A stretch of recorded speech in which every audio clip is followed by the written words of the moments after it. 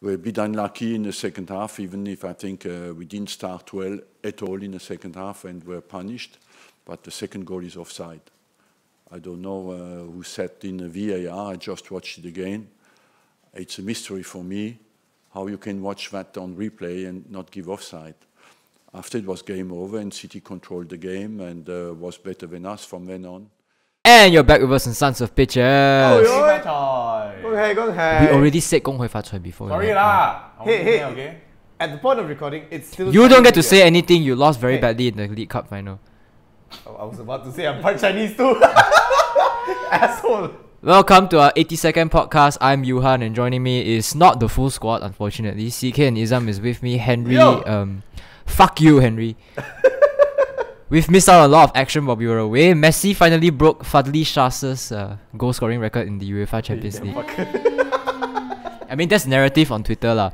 United drew against Sevilla, very ugly draw, and City were knocked out of the FA Cup by Wigan-Fucking-Athletic. So no 4 cups for them. Hey, Wigan's better than us. now this week we're in a bit of a tricky situation because literally every fucking league had interesting stuff. Like in the League 1, in the French League 1, Neymar is apparently having a very serious injury. It's Yeah. the fifth toe that has a problem. Yeah, so he's gonna miss out on the clash against. That's the thing though. Apparently he's still gonna be there. What? Like, He's gonna miss the clash against. Yeah, he's gonna miss against the clash against no, Madrid. that's the thing. There are contradicting reports right now about him being there and not being there. So we'll talk about it later. Well, does it really matter? Yeah, I think it matters. Neymar against what's called Real Madrid. Old rivals. Old Probably, rivals. yeah. Knowing Yeah, but each other Neymar has better. been kissing Ronaldo's ass. Anyways, Later, we'll be we'll talk talking about the Serie A, the La Liga, Bundesliga, and the Premier League, followed by the Carabao Cup final, which I'm looking forward to, although I didn't watch the highlights. And then a wrap up of the UEFA Champions League and Europa League fixtures that we've missed out on, and then the Malaysian Super League as usual. Now, without further ado, let's kick off some banter in Italy, where AS Roma were defeated by AC Milan at home 2-0. Fuck man, Roma is in downfall. Gattuso. Come on. But Roma, I mean, Roma is a team that always has been on top. And Yeah, always and can that- be leveled with this kind of teams like AC Milan. But missing out some facts here, like because we haven't been talking about Roma for quite some Yeah, I time. know, but still. The truth is, like, wait, this is the wrong talk set. Okay, fuck that. Okay. Yeah. Okay, Go. start again. Okay, for once, we are actually not jinxing a team after praising them, right? Gattuso. Fuck man. He's only doing that because they have a fixture against Milan in the Europa So League, he's you know. trying So he's trying to like enhance the strength of his jinx. But AC Milan have been undefeated since their Christmas Eve defeat. Gattuso has definitely turned things around for AC Milan. Now Roma, although they enjoyed home advantage, according to pundits and analysts out there, they put up an uninspiring display against AC Milan. They didn't penetrate the Milan defense at all. They did create a lot of chances. I think around like 12 chances, 18 goal shots, but 12 of those shots came outside the box.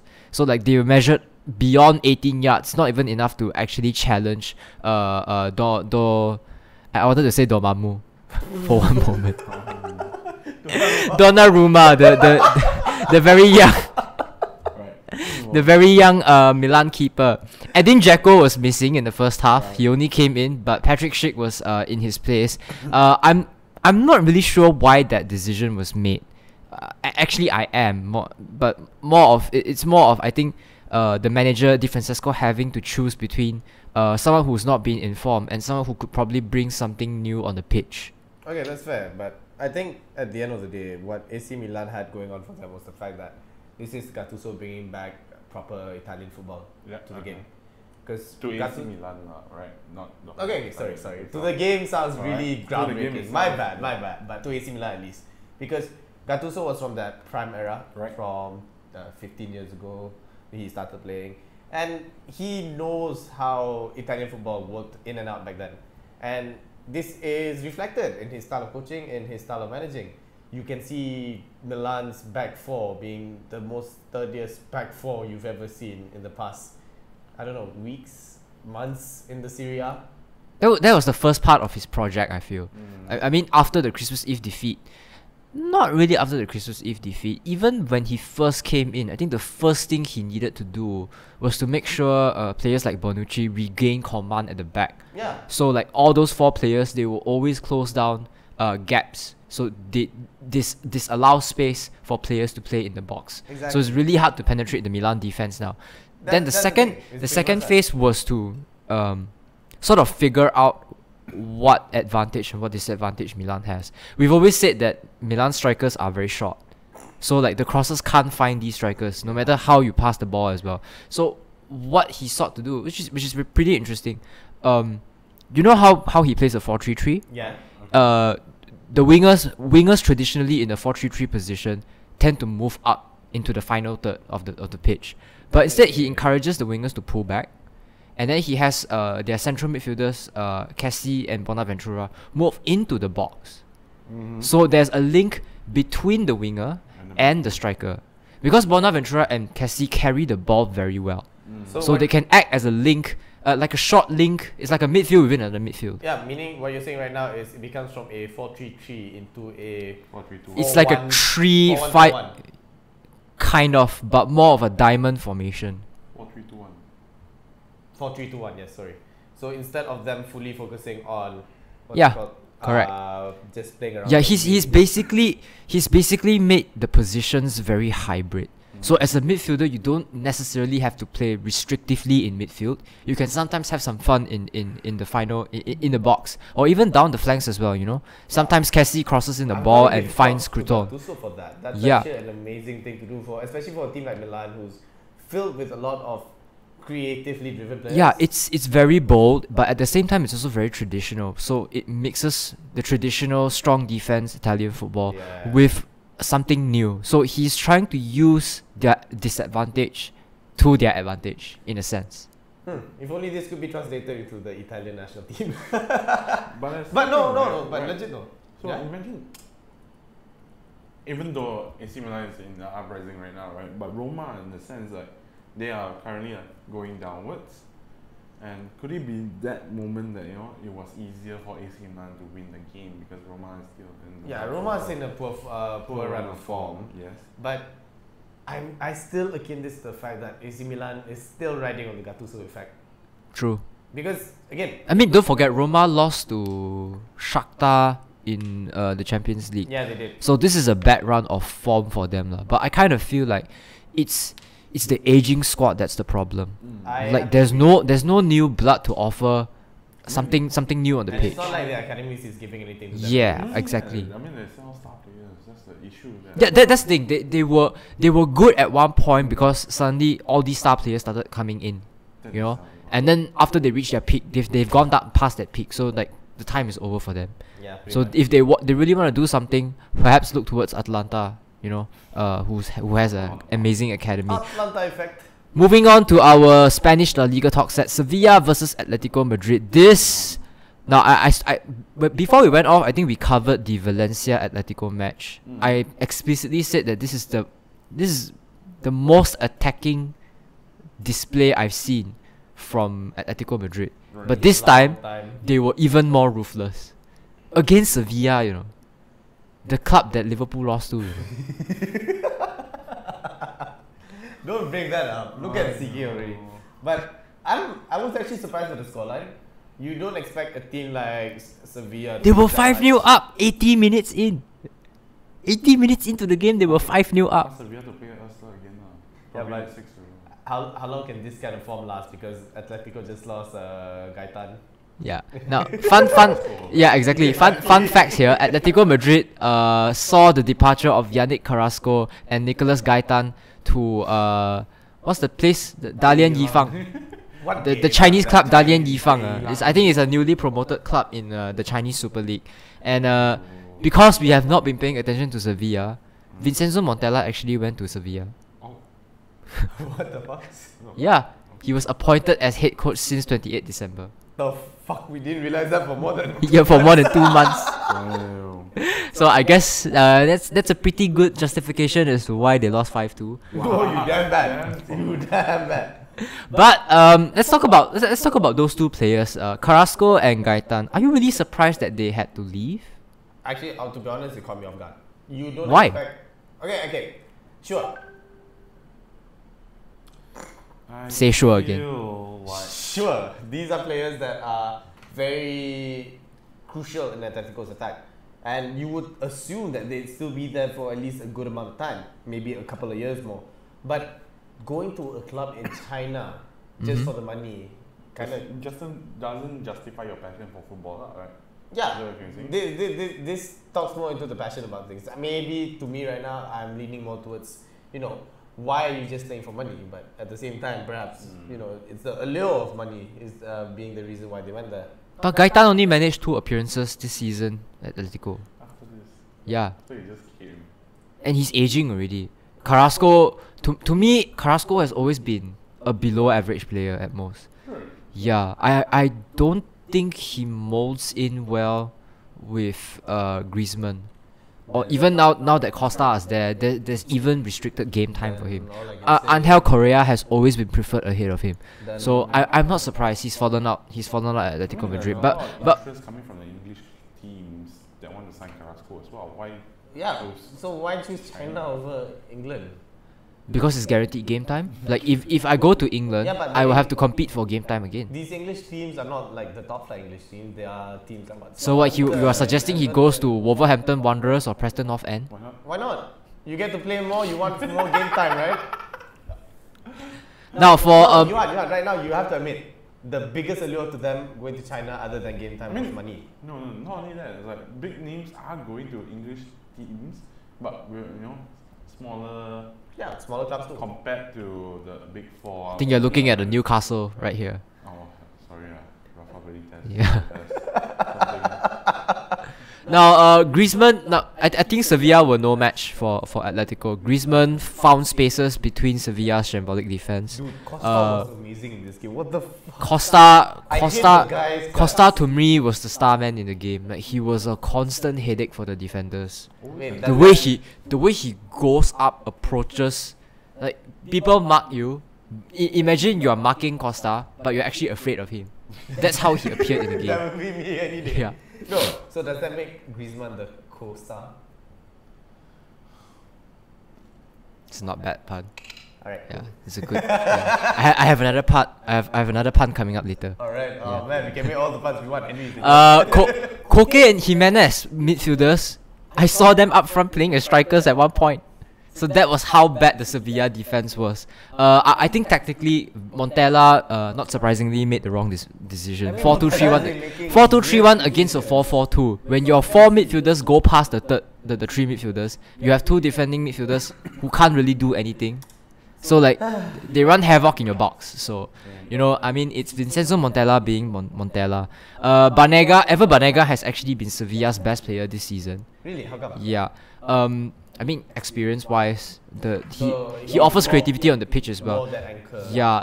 Nolito, didn't really do well in City. Doesn't have game time this season. Jesus Navas is playing as a right back right now. He's okay, but what can one person do? Yeah, So fair Ever Banega wasn't really given the chance to go up front and play football. That's his Jesus.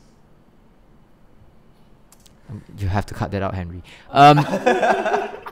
So Sevilla's defense, in a nutshell, horrible. So we're not surprised at this fixtures result. Now let's move on to the Bundesliga. Leipzig versus FC Cologne, a relegating club, defeating fellow Leipzig. Izam? Why am I? Red Bull Leipzig. Why am I team? Rasenballsport. Why am I Awesome team balls. losing at the same time? Also bold sport. It's been a while since we talked about Leipzig, Izam. What happened? It's not been that long. I have a question for you before we start. We talked about it when you weren't here. Okay, so let me ask you the question. Do you think this okay, first of all, Leipzig are not bad. To be honest, they are in the round of 16. They are in the round of 16 for Europa League. They beat the Italian leaders Napoli. Exactly. Although it was a 3-3 draw, Plus. aggregate score, they won away on goals. But I saw their gameplay in the first leg. The quality is still there. The core team is still there. No one really left what. But my question is this inconsistency the price they have to pay for playing Champions League football. It's the Leicester effect all over again. People have read the game. That's it. But Leicester they were fighting relegation. They are not really fighting relegation here. Exactly. The thing is, difference right now is the fact that Leipzig still has more to offer rather than Leicester's, very mundane, typical playing style. Like SCK has said, Leicester, even during the title-winning season they had, all they did was find that one single opportunity, score, and then defend the fuck out of it. Leipzig, on the other hand, has no room to do that. Leipzig is more of a it's a German team. German teams, as per usual, we've always been saying this. They attack. Yeah, but to lose your lead in the Bundesliga, you were in second place. Now you dropped to 6. Borussia Dortmund has taken over. 6 by how many points? 4 points. 41, 38 points. Yeah, 4 points.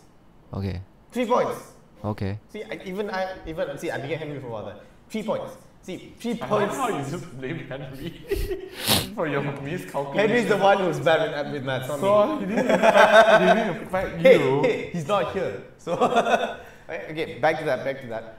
We can't talk much about the number of the ranking numbers right now because, again, we've said it before in the past few weeks already. The top 2 till number 9, number 10, it's still quite open for everyone. And the difference from number 2 to number 10 is only like 6, 8 points. Fine. So you can't really talk about position-wise right now. You need to look at the points because. But losing to last place Cologne at home, 2-1, Yeah, that one I can't justify. It's like Liverpool losing to Portsmouth, Robin Hood. I can't justify that. There's no justifying the loss, but I can justify the points. Yes, CK, you must say something. Let's say Leipzig players losing steam. Yeah, they're the same players that you see they're the same again and again. players, but they don't have the same motivations or drive like last season to go on further. I don't know. I wouldn't say that I don't they think want to win the game. It's just like everybody like Leicester effect, the whole thing. That's why they came out last year to second place. But at the same time, the strikers and also all the players were on a high. So you're saying they're losing that high? But the thing is, They're getting sober. but is it a sign of them giving up? Not to say give up, Not give up. It's like putting all their eggs in the Europa League basket right I mean, now. to be fair, Because they played Werner and Poulsen for the Europa League fixture, but they rested both of these players and put Forsberg up front. yeah, because Leipzig likes the death. Okay. Okay, Leipzig's Leipzig's B team is not really as powerful. Or Well, they have Bruma and John Kevin Agustin. yeah, but Bruma and John is already playing on the first team already. They are grooming them to become Keita's replacements once Keita is gone. Fucking Liverpool, I swear. But yeah, Don't worry, by the time Keita gets to Liverpool, he'll be shit. oh wow, oh wow! I didn't see that coming. is that how Benteke was? Yeah, exactly. Okay. Sorry. Back to that.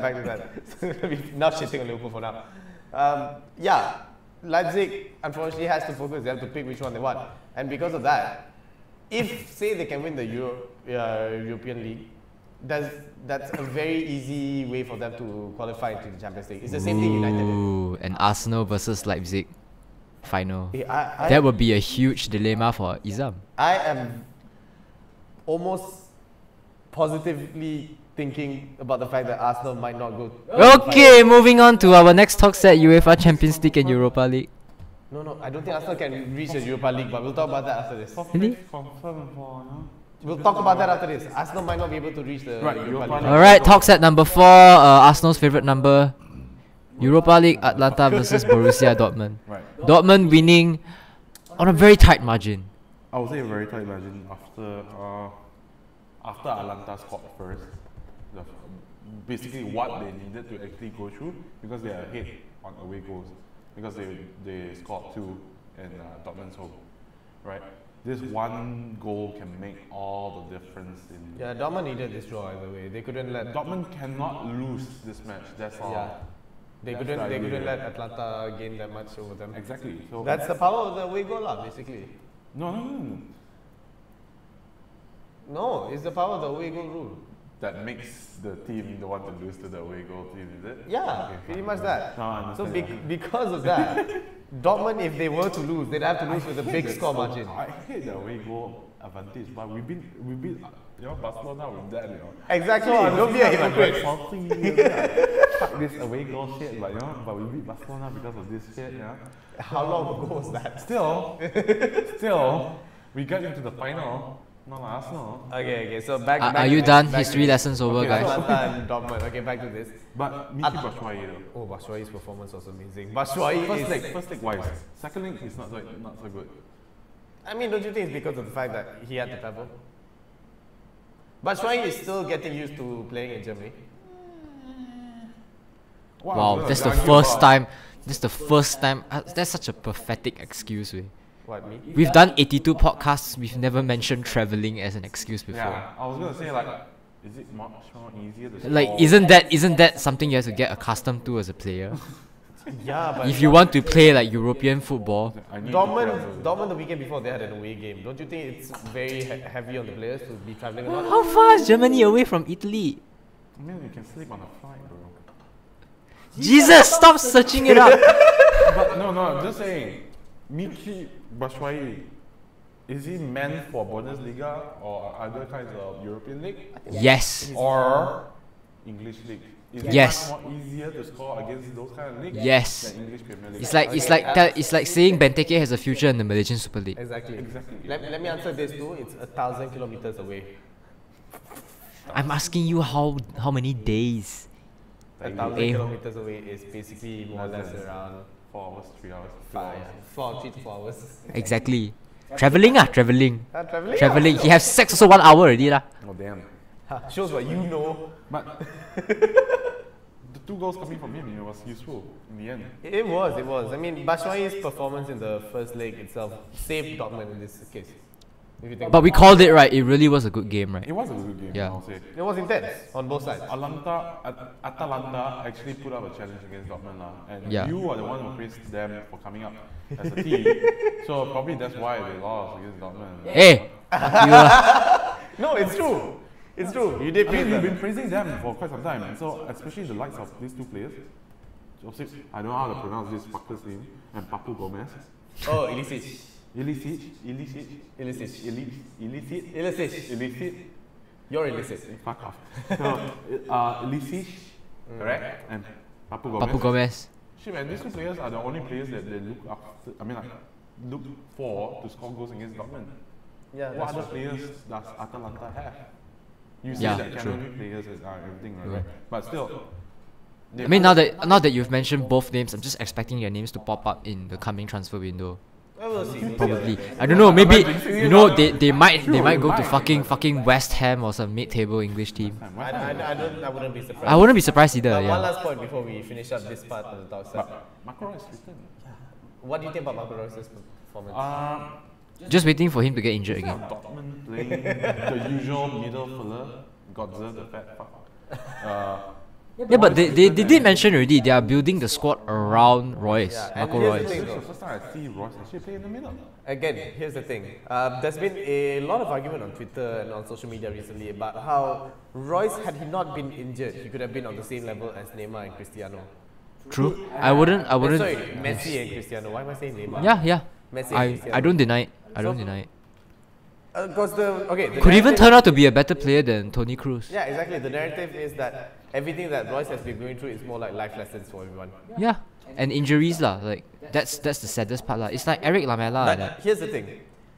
Where is Royce's peak?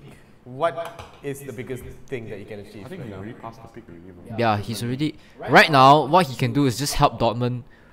Okay, the one realistic thing he can help Dortmund achieve right now is to make sure next season they win the Bundesliga and not Bayern Munich. Oh wow, Or some other cups. That can- that's actually Like what, very Liverpool ah? optimistic. Well, The last time I wanted Godzer to come, but then he fucking bailed on us. So it's okay. You know, speaking about coming, let's talk about Chelsea and Barcelona. right. So, Woo! like the away goal we just talked about, is it gonna push Chelsea off the edge in this game? What do you think? I really think if they wanted to beat Barca, this was their fixture. Yeah. They had to win this. A game And at I think they not to say they didn't play well, but they they really blew this one and I actually kind of feel bad for them because they really need to win at home if they're going to Camp Nou, you know. Can you imagine the fucking pressure there? No camp. Yeah. Camp Nou. No camp. Up to you guys, man. But Yeah. Oh shit, I'm thinking about new camp. But then again, people call it new camp anyways. Okay, yeah, this is the fixture that they had to win, and they didn't. Yeah. And playing at Camp Nou of all places is gonna be hard on them because. And you can already see what's going to happen at Camp Nou. They're going to hope a Torres happens. UEFA Lona. so is it safe to say that Chelsea is going to be the first English team to be knocked out? Champions League? Hey, for all you know, Liverpool could still lose. You never know. United fucks up. United fucks up at home. No lah. Give them credit lah. For them to go to Porto and put in 5 goals is crazy. True, unless suddenly Porto comes to Anfield and put in 5 goals too. We need to wear the orange jersey then. No, as much as they will be leaking goals at the back, they'll still be scoring in front. That's for sure. Yeah. But for Chelsea, you know, what do you foresee happening? Are they going to be knocked out? Or they need to revamp Chelsea's backside so they don't get fucked like this. Yeah, I'm pretty sure Chelsea's gonna get knocked out either way. Dude, we're talking about the UEFA Champions League. This is basically UEFA Lona's stomping ground. I mean, we beat them before, right? With, away goals. Liverpool, not Chelsea. Now, I mean, there was that one time, Arsenal beat Barca in the first leg, but they had to exit in the second leg. But yeah, my phone looks nice today. Bonus segment: AC Milan versus Arsenal.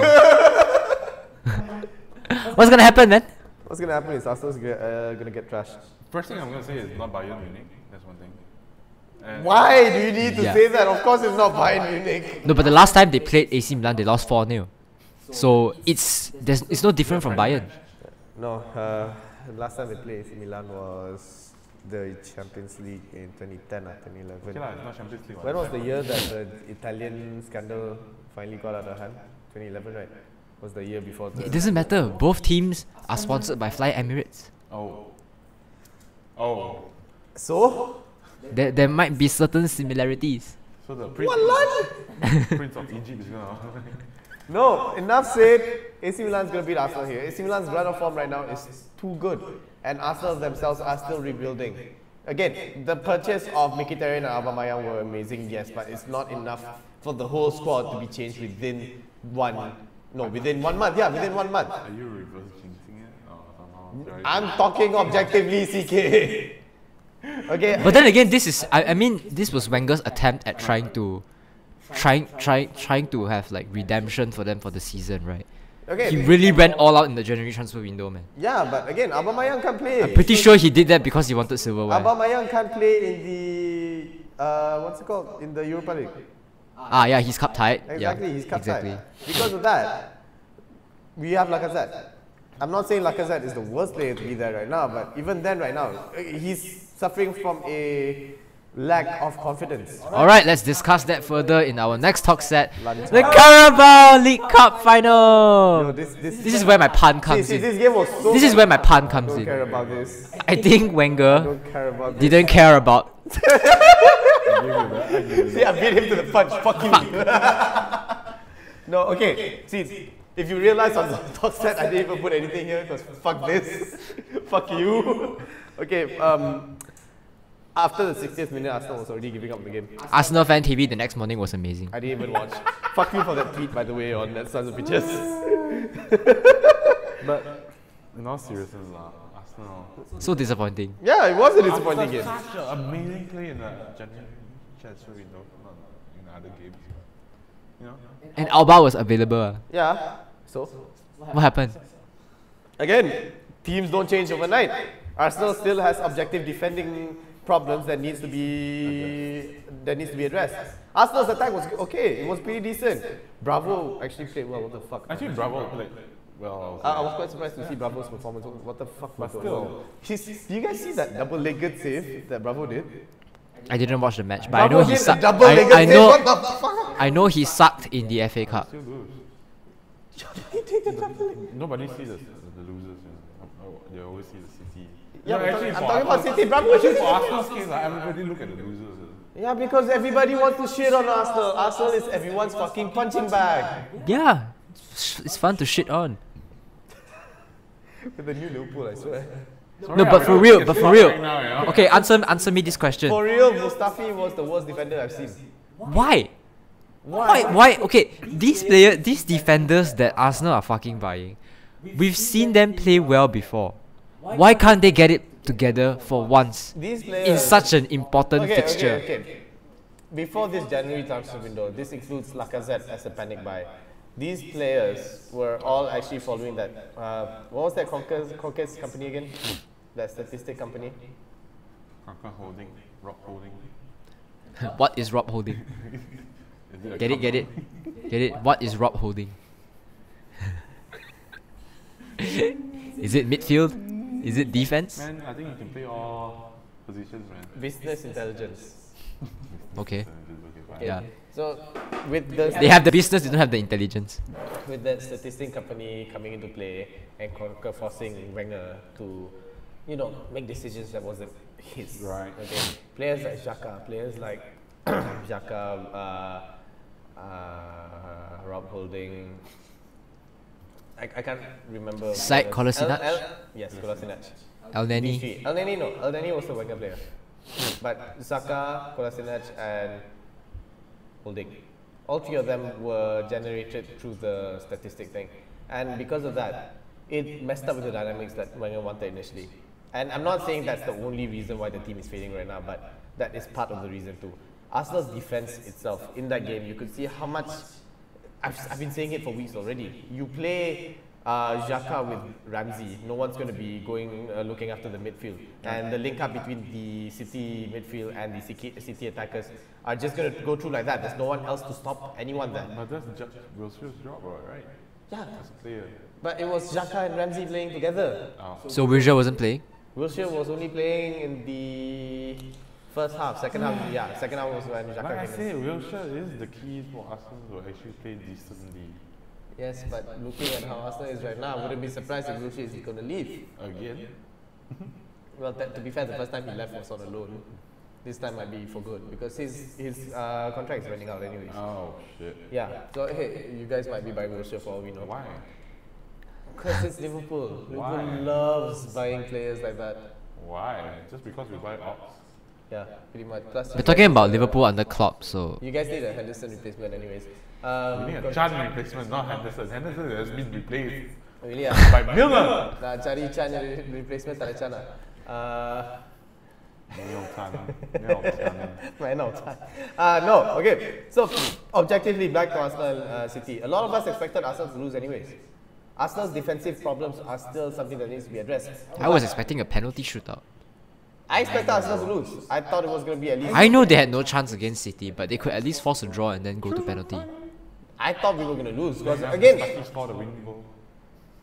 Again, I've been saying it over and over again. Arsenal's defensive problems are still there. We might be doing better offensively. We've been getting more chances offensively. Look at the amount of goal opportunities we had. No, the thing is, I don't disagree with.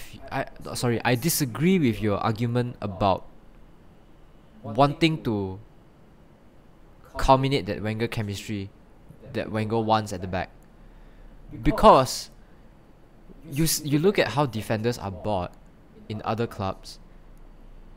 I mean, like take Milan for example. All those players were Montella's players, but then Gattuso came in. He understood how to cultivate chemistry between these players. What I'm getting at is it a problem with the defense coach at Arsenal? Maybe they just don't have someone who to coach them defensively. Yeah. It's a bit like what Liverpool faced Actually, I have to at the agree start of the with season. that. Arsenal's defense coach, Like, they have never been good defensively, traditionally. I do have to agree with that. We've never had, actually, if you think about it, over the past 20 years even, there has never been a good defensive players that came out from Arsenal. The only players that you see coming out from Arsenal are big names from the midfield and the attack, but defensively Arsenal has always been, lacking. Alright, so destined to lose for Arsenal, I guess. Moving on to the Premier League, Manchester United versus Chelsea. Woo! Yes! This was unexpected, I would say. Why do you say? Why? Look at that fucker, that figure. Okay, it was unexpected for me. I thought it was going to be a draw. If Henry was here, I'm gonna rub it on his face and say, Lukaku, what? Look what? he Good did. player, right? Look what did he do? Look. I mean, like, in all seriousness, like, it's like Lukaku can play, right? And Henry is questioning his ability as a striker. And I feel like he fits well in United's front. I think Lukaku is that aggressive striker that United has always wanted. Yeah. And you have Lingard and Martial to play around him. I guess I can understand why Henry reacts that way. He's Is it because he's a Liverpool fan? Because he what influences his judgment is always the price tag first. So he feels that if I'm going to buy a 100 million player, that fella better score 1,000 goals in one season. So Van Dijk has to save 1,000 goals lah. Yeah, but the problem is he doesn't understand how Mourinho employs players because he's so used to Klopp going all out attacking, so he takes that for granted. Okay. Mourinho is the kind of player, bula. Manager? He's the kind of manager that likes to win on a tight margin. I think his adrenaline and his satisfaction comes when he gets turned on by tight margins. Tight margin, yes. It was because in the match it was very classic Mourinho. After getting the lead, fucking Bailey come on. Then I'm like, Mourinho going back to his old self lah. No, but okay, my own assessment of the game, the first half they were shit. Like Chelsea were definitely the better side. Willian was superb in the game.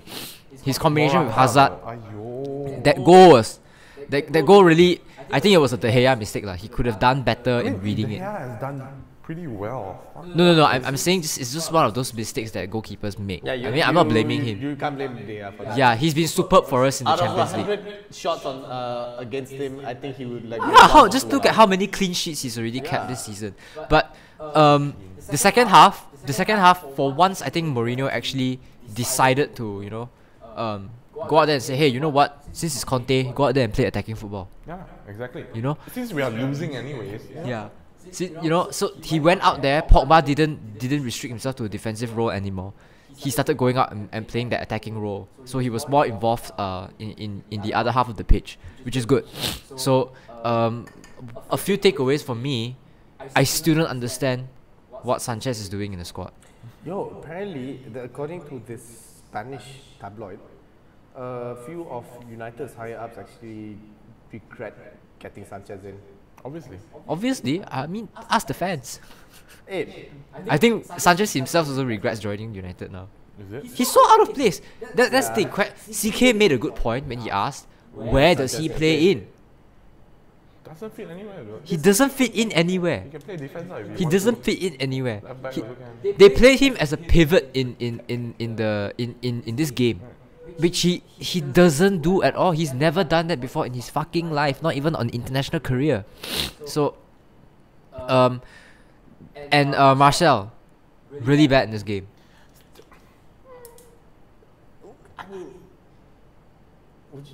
okay lah. I mean, Martial is still young. I cannot say anything. Yeah. I mean, I don't want to say shit on a player that's that young. Blooming. Yeah. But then you have Lingard, who's also young. Fuck that goal. Fuck, man. Y'all are fucking lucky, man. One season with Rashford, one season with Lingard. What the fuck? Ooh, the Wakanda celebration, man. He had Wakanda Pogba, forever, right? man. Nah, he did himself.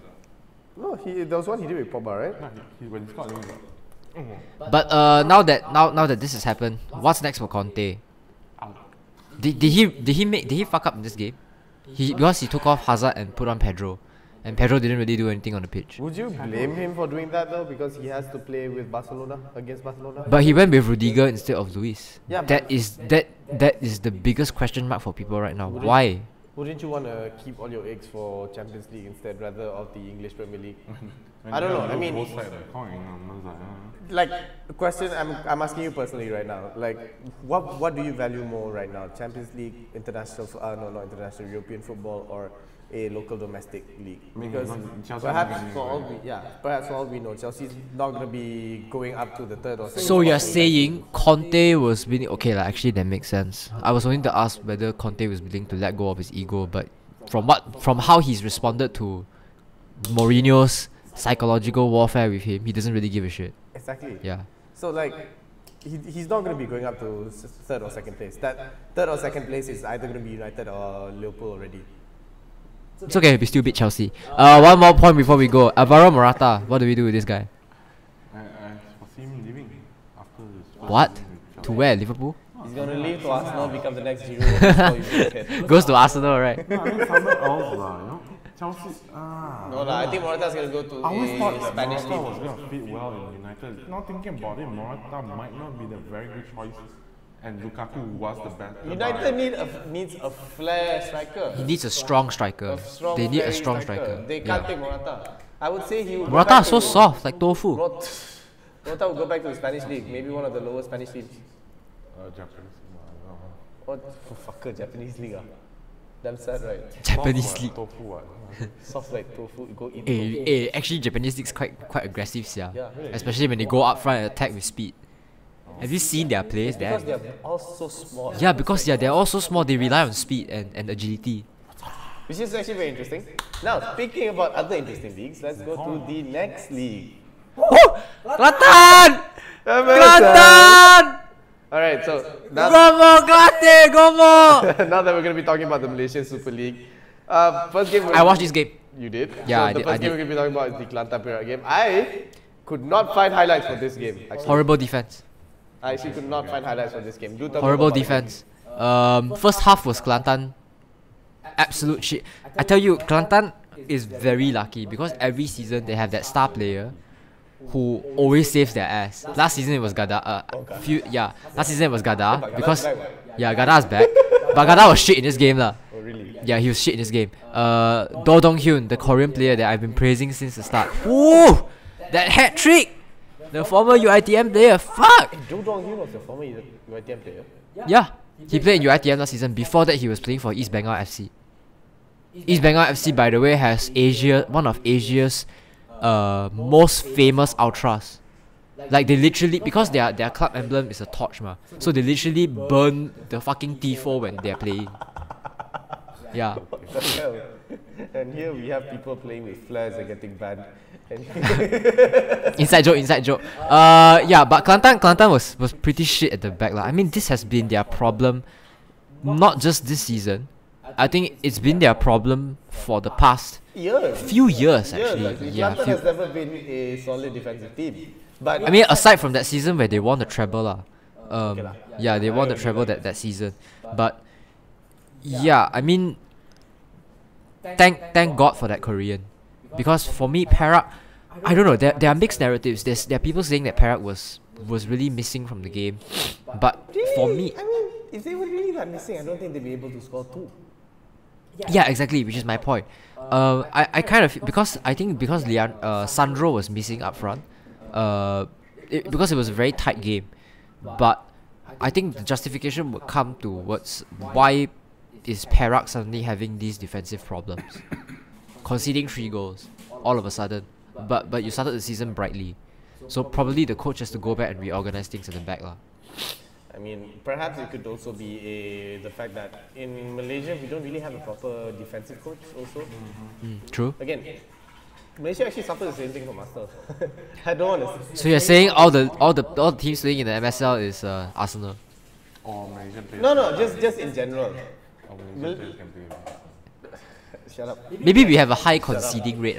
We do have a high conceding rate. You watch all our games against Thailand, against Singapore, we concede all the time. But the thing is, when we win, it's because of the fact that we manage to score more than we concede. And if we don't, if we keep a clean sheet, it's usually because of the fact that the keeper is doing yeah, it's a lot of tight margins. Yeah. Mourinho would definitely have to come here. Moving on to our final talk set, PKNSFC versus Kedah. What a fucking game! Twice Kedah had to come back, huh? Woo! What a But match! do you agree it's luck? Do you think it's luck? Luck in what sense? That the on goal. Yeah, the own goal was definitely luck. Yeah. I think the defender was caught off guard. I saw the own goal. Defender was, I don't know, he didn't expect the ball to jump in front of him because of the other defender in front of it. Because of that, it bumped into the goal. And I don't blame the defender for that. It's not a situation that can be easily handled with. And I don't know. I think I might sound really biased with this. I'm gonna sound really biased with this, but it's because Coach Rajagopal really has brought this Yeah, forward. it's interesting when you brought that point. When this result happened, the first thought that came to me, because actually this thought came to me even when PKNS FC were on top of the league. I think into match week 2 or 3. Match week 2. Yes, 2. 3 was someone else on top of the league. Yeah. So this PKNS FC is very interesting because in a sense it's that old Rajagopal squad coming together. It's a reunion for them. Exactly. You've got Safi Saleh, you've got Mahali Jasuli, Exactly. and then you've got Rajagopal coming in.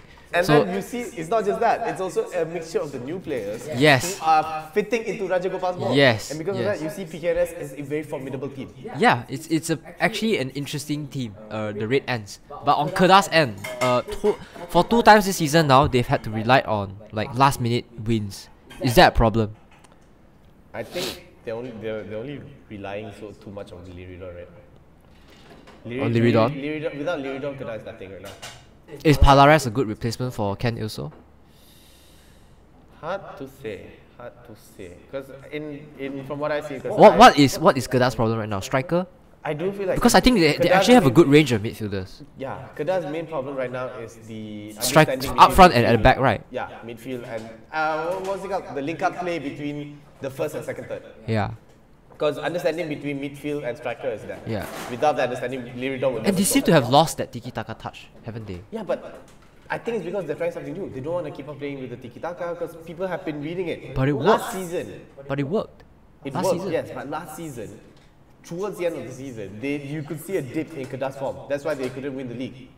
And they only won the league the season before, right? The season after that, last season, they couldn't play the same game anymore because people started reading them. That's the main problem with tiki-taka that we've had for quite a while. It goes back to Spain. It goes back to how Spain dipped in performance after that 2012 European Championship. Yes, 2012 European Championship. I don't remember any European Championship after that. Still talking about Portugal. But tiki-taka is a game that once you can read that team's tiki-taka style, there is no coming back to no falling back on that kind of tactic until later on. Okay. And don't you agree? Can you repeat that again? That was really loud. So what I said was tiki-taka is a kind of tactic that because tiki-taka becomes a team mode. The samba is also a form of tiki-taka if you ask me. But the Brazilian samba was a form of tiki-taka. So once a team like who has a image towards that style of play has been read, there's no way for them to fall back onto the same style of play without people being able to read it. Unless they say, they play a mixture hybrid formation. But even then, that's very hard to execute. So what I see Kedah doing right now is the fact that Kedah is trying to, get around with new styles of play and find a new gameplay method that can adapt and adopt. Okay, alright, fair point. We'll see what happens. I mean, it's the Malaysian Super League after all. But Competition's I'll always give tight. this game one thing though. One of the best games I've ever Of the seen. season so far? Yeah. Yeah, alright, Dude, PKNS was definitely. amazing. That brings us to the end of this week's podcast. So much action, so much content. Don't forget to tune in next week, same time, same place. Follow us on Instagram, follow us on Facebook. Follow us on Facebook and Twitter We'll and make an YouTube. Instagram eventually, you guys. No, I don't want more work. But until next time, this is the lads signing off. Loads of balls. Loads of balls.